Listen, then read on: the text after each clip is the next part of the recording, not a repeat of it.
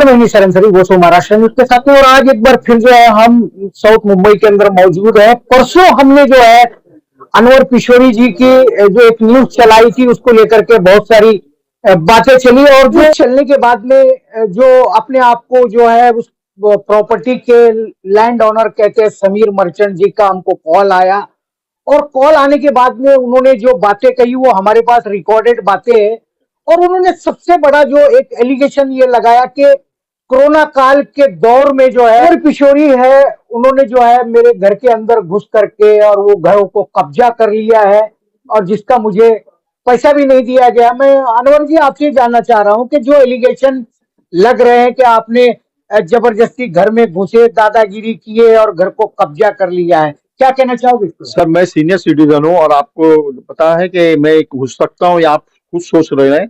ये झूठ बोलता है बिल्कुल। और मैंने जब भी पेपर मांगा, इसके पास से डॉक्यूमेंट्स मांगा, सब मैंने रेंट रिसीप्ट, और तो इसने मुझे दिया नहीं, और मैंने इसमें पुलिस कंप्लेंट किया इसको। और मैंने पूरा 1,13,00,000 रुपया दिया इसको। 1,75,00,000 रुपए में सौदा हुआ। 1,13,00,000 रुपए में इसको दे चुका हूँ। 62 लाख रुपए देना आज भी मैं तैयार हूँ उसको देने के लिए। और ये मेरे को डॉक्यूमेंट सब दे देवे, और मैं इसको 62 लाख रुपए देने को आज भी तैयार हूँ। और मैं 4-5 मीटिंग मैंने किया था, जब भी इसके को मैंने बोला था कि मेरे जो बैलेंस पैसा है मैं ले ले, और मेरे को तू मेरा रेंट रिसीप्ट बहुत दे दे, और बात खत्म हो जाती थी।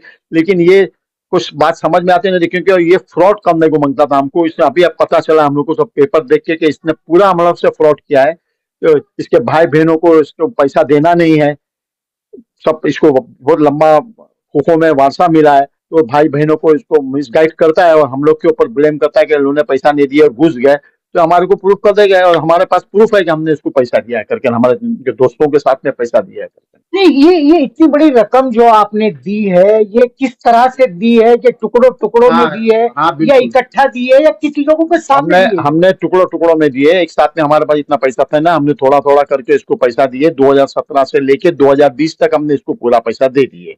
और तभी 2020 में हमने इसके पास से ये जो मांगे, तो इसने अवॉइड करने लगा और बोलने लगा आज देता हूँ, कल कर देता हूँ। 2022 तक 2 साल तक इसने पैसा हमको कोई रिसीप्ट नहीं दिया। जब भी हमको मजबूरी जाके पुलिस स्टेशन में, पाइडनी पुलिस स्टेशन में कंप्लेंट देनी पड़ी। चलिए, जिस तरीके से अनवर किशोरी जी कह रहे हैं कि 1,13,00,000 रुपए जो है हमने टुकड़ों टुकड़ों में दिया है, और सामने वाले का समीर मर्चेंट का ये कहना है कि मुझे पैसा नहीं दिया गया, बल्कि मेरी जगह जो है वो कब्जा कर ली गई है। उनके लीगल एडवाइजर मेरे साथ में। मैं आपसे जानना चाहता हूं कि परसों भी हमारी इस विषय को लेकर के बातें हो रही थी।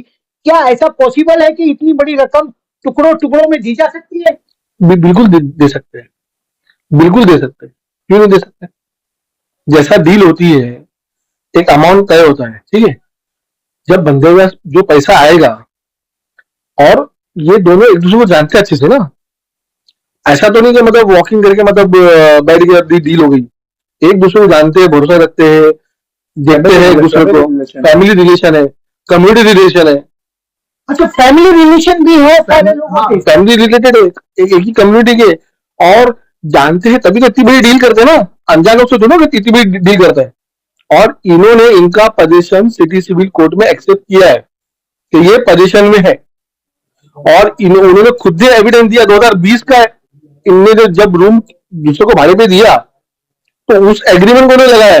नहीं, आप जो बताइए मुझे, क्या क्या एग्रीमेंट उन्होंने लगाया, किस तरीके से आप उसके अंदर गए, और किस तरीके से क्या हुआ है? हम जो ये बार बार कह रहे हैं कि मतलब ये जो फ्रॉड हुआ है, ये इसमें जो फॉर्जरी हुई है, इसका मैं आपको एक एग्जांपल बताता हूँ। 2014 की एक टेनेंट लिस्ट है ये, ठीक है। 2014 की टेनेंट लिस्ट है ये 2014 की टेनेंट लिस्ट माडा में सबमिट की गई। अच्छा, ये लिस्ट माडा में सबमिट की गई, ठीक है।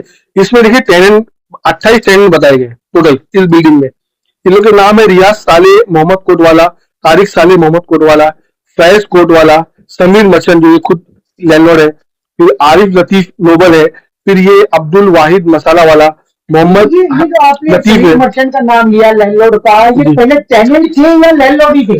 ये भी तो एक क्वेश्चन है इसमें। ये भी तो एक फ्रॉड है कि एग्जैक्टली ये लैंडलॉर्ड बने कब, और कौन लैंडलॉर्ड है जो ने इनको लैंडलॉर्ड बनाया। ये सीक्वल होना चाहिए ना। पहले आप 10वीं पास हो गए, फिर 12वीं पास हो गए, तभी आप ग्रेजुएट हो गए ना। अगर आप पहले बोले कि भाई मैं ग्रेजुएट हो गया हूं, डायरेक्ट ग्रेजुएट हो गया तो वो उसका ग्रेजुएशन की कोई वैल्यू है क्या? कोई वैल्यू नहीं है। हम यही कह रहे हैं ना कि आप सीक्वेंस से जब आप आओगे टाइटल होल्डर से, आप टाइटल लेकर के आओगे तो ही तो आप टाइटल होल्डर बनोगे, तो ही तो आप लैंडलॉर्ड बनोगे। अब ये जब लीगल एडवाइजर जब इसमें इंटरवीन करते हैं, जब हमसे लीगल एडवाइजर ली जाती है तो हम ये सब इसमें गलतियां खामियां निकालते हैं ना कि ये सब चीजें बराबर नहीं है। अब इसमें सबसे इसके बीच में एक सवाल आप पूछूंगा कि ये टेनेंट थे वहां पे, मर्चेंट जो टेनेंट थे, लेकिन ये डील उससे पहले हो चुकी थी, क्या ये जानकारी आपको नहीं थी कि ये ओरिजिनल वहां पर जो है लैंडलॉर्ड नहीं? ये बताते नहीं ना, ये बताते, ये कुछ नहीं बताते ना। ये ऐसा आपसे ऐसा इस तरीके से बात करेंगे, इस तरीके से बिहेव करेंगे कि जैसे यही खुद ही लैंडलॉर्ड है, सब पूरी बिल्डिंग में इनका ही चलता है। लोग वही तो देखते हैं ना कि भाई इसके पास ताबा है, इसकी बिल्डिंग में चल रही है, इसके सब रूम है, इसके सब रिश्तेदार लोग रहते हैं, इसके सगे भाई लोग अंदर रहते हैं, तो प्रॉपर्टी इसकी रहेगी। यही भरोसे पर तो अंकल ने डील किया उससे। जब ये हमने निकाले, ये फेक टेनेंट निकाले, 2014 की टेनेंट लिस्ट देखिए, इसमें देखिए एक जो है ये सना साजिद आसिफ करके है, ये फर्स्ट फ्लोर में रूम नंबर 4 की टेनेंट है, ये एस लतीफ करके साइन करती है। लेकिन जब 2015 में जब वापस से टेनेंट लिस्ट बनाई जाती है माडा के थ्रू तो एस साजिद करके साइन की जाती है। ये जो टेनेंट लिस्ट है ये भी फर्जी है। ना ही टाइटल होल्डर का जो है फ्रॉड है वो तो अलग है, लेकिन इसमें जो टेनेंट लिस्ट है ये भी फर्जी है। तो हम ये प्रशासन से यही मांग कर रहे हैं कि सारे लैंडलॉर्ड जो भी क्लेम कर रहे हैं, जलाल अंसारी से लेकर कुंडा फैमिली से लेकर समीर बच्चन फैमिली से लेकर, इनकी सबकी कस्टोडियल इंट्रोगेशन कीजिए आप और इनके सारे डॉक्यूमेंट जब्त कीजिए ओरिजिनल, कि ओरिजिनल डॉक्यूमेंट ही वाइटल एविडेंस बनेगी प्रोसिक्यूशन के लिए। और ये जो 28 के 28 टेनेंट की भी इंक्वायरी होनी चाहिए। अब इसमें देखिए 2020 में समीर मच्छर अपने आप को लैंडलॉर्ड बता रहे हैं और ये भाड़ा पावती आ रही है 2020 में, 2020 की भाड़ा पावती समीर मच्छर के नाम पर। अच्छा, ये 2020 में ही अपने आप को लैंडलॉर्ड अपने आप को लैंडलॉर्ड बता रहे, अपने आप को टेनेंट बता रहे, और ये अपने आप को भाड़ा पावती 2020 में दे रहे। अब 2022 की भी एक पावती हमको मिली पुलिस स्टेशन से। इसमें ये हाजी आदम जी कुंडा करके ये लैंडलॉर्ड है 2022 में, मतलब 20 में वो लैंडलॉर्ड थे और 22 में ये लैंडलॉर्ड। हाँ, तो ये अभी ये इसमें ये दोनों में से कौन सी रैंक ओरिजिनल है और कौन सी फर्जी है, जब तक ये ओरिजिनल डॉक्यूमेंट सीज नहीं किए जाएंगे इन लोगों के पास से और इनकी कस्टोडियल इंक्वायरी नहीं होगी तो ये पता नहीं चलेगा। जब तक ये ऐसी बातें चलती रहेगी, वो कुछ और बोलेगा, वो कुछ और बोलेगा। इसलिए इनकी कस्टोडियल इंक्वायरी की मांग कर रहे हैं हम, इनको कस्टडी में लिया जाए, इनके पेपर जब्त किए जाए और इनकी इंक्वायरी करके कोर्ट में आप रिपोर्ट सबमिट कीजिए। लेकिन जिस तरीके से कल हमारी बात हो रही थी, समीर मर्चेंट जी जो एक शूट फाइल किया हुआ है कोर्ट के अंदर, उन्होंने कहा कि सारे एविडेंसेस जो है हम कोर्ट में सादर करने वाले हैं और वो करेंगे, तो उसके बारे में किस तरीके से वो शूट में भी उन्होंने अपना कोई भी लैंडलॉर्ड होने का एविडेंस नहीं दिया है। उस शूट में भी अपना लैंडलॉर्डशिप का टाइटल का क्लियर देना चाहिए ना, कन्वेंस डीड देनी चाहिए, प्रॉपर्टी कार्ड देनी चाहिए कि भाई ये मेरे रजिस्टर्ड पेपर है, मैं इसकी स्टैम्प ड्यूटी भरा हूं और मेरा ये प्रॉपर्टी कार्ड पे नाम आ गया है, मैं लैंडलॉर्ड हूं। कुछ भी नहीं दिया है। वहां पर भी नोटराइज एग्रीमेंट दिए गए। नोटराइज एग्रीमेंट की कोई वैल्यू नहीं होती है लॉ में। Registered document stamp duty paid की ही एविडेंस माना जाता है। वो वहां पे कुछ नहीं दिया। और वहां वो सूट में तो इन्होंने खुद ने एक्सेप्ट कर लिया ना कि 2020 में इन्होंने सबलेट किया रूम। ये रूम भाड़े पे कब देंगे? जब ये खुद पोजीशन में हो गए तभी तो भाड़े पे देंगे। इस डॉक्यूमेंट्स के बीच में मैं एक एग्रीमेंट देख रहा था कि उन्होंने कहा कि आपने जो है जगह को कब्जा कर लिया है, लेकिन उसके पहले ही जो है आपने किसी को भाड़े से मकान दे दिया था। ये क्या मामला है? देखिए, हमने अगर रूम लिया है, अब वो रूम में हम रहे या नहीं रहे, ये हम किसी को सबलेट करें, ये हमारी अथॉरिटी, ये हमारा पावर है, ये हमारा इख्तियार है ना। लेकिन वो एग्रीमेंट पेपर, वो किराएदार का एग्रीमेंट पेपर जो है उन्होंने अपने शूट फाइल में भी लगा लिखा है। तो जब वो हमारे सबलेट एग्रीमेंट सूट में लगा रहे तो हमारा पोजीशन एक्सेप्ट कर रहे, लेकिन उसी सूट में ये कह रहे कि ये जनवरी के महीने में 2023 में रूम में घुसे। जब हम जनवरी के महीने में 2023 में रूम में घुसे तो 2020 में हमने कैसे रूम भाड़े पे दे दिया? कॉन्ट्रडिक्शन बहुत है, कॉम्प्लिकेशन बहुत है। इसीलिए हम बार बार कह रहे हैं इसकी निष्पक्ष जांच होनी चाहिए। चलिए, जिस तरीके से बातें बहुत सारी डॉक्यूमेंट्स को देखते हुए कि 2020 के अंदर जो है इन्होंने वो मकान किसी को किराए पे दिया और 2023 में ये कहते हैं कि इन्होंने घर कब्जा किया है।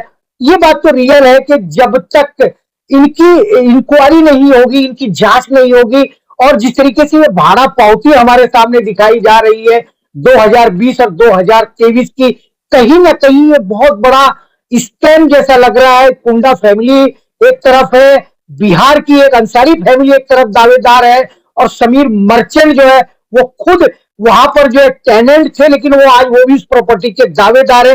असली दावेदार कौन है ये निष्पक्ष जांच होने के बाद ही पता चलेगा। इसकी किस तरीके से जांच होगी। हमने समीर मर्चेंट जी से कल ये कहा था कि आपके पास जो भी डॉक्यूमेंट्स है आप भी अपनी बात रख सकते हो, अपनी बात कर सकते हो, लेकिन उन्होंने बातें तो की लेकिन सिर्फ फोन द्वारा की है, लेकिन उन्होंने बाइट देने से कोई सहमति नहीं जताई। उन्होंने कहा कि मेरे सामने प्रॉब्लम है, मेरा सूट फाइल कोर्ट के अंदर चल रहा है, मैं न्यायालय में जो होगा वो दिखाऊंगा, लेकिन मैं जनता के बीच में ये बातें नहीं कहूंगा।